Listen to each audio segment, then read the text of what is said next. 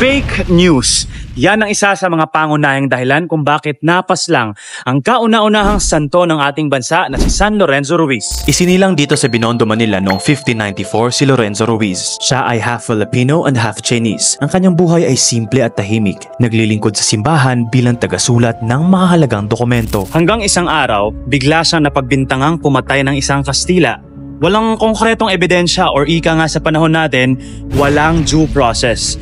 Pinagpiestahan siya ng chismis at yes, noon pa lang, uso na ang fake news. At kagaya ngayon, buhay ang pwedeng maging kapalit. Kaya ang ginawa ni San Lorenzo Ruiz, tumakas siya kasama ang mga Dominikanong misyonero papuntang Japan kahit alam niya na bawal ang Kristyanismo roon. Pero nahuli sila. At doon ay tinanong siya ng ilang beses, tatalikuran mo ba ang Diyos mo? At ang kanyang sagot, kahit ako'y magkaroon ng 1,000 buhay, patuloy kong sasambahin at ibibigay ko ang aking buhay sa aking Diyos.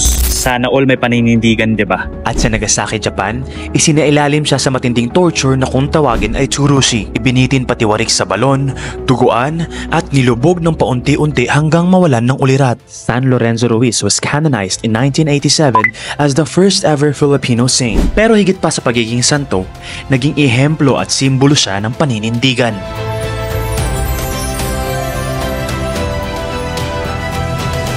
Isang Pilipino, isang biktima ng maling paratang, pero hindi siya naging tahimik, tumindig. Dahil doon, nag-iwan siya ng marka, hindi lang sa simbahan, kundi sa buong bansa.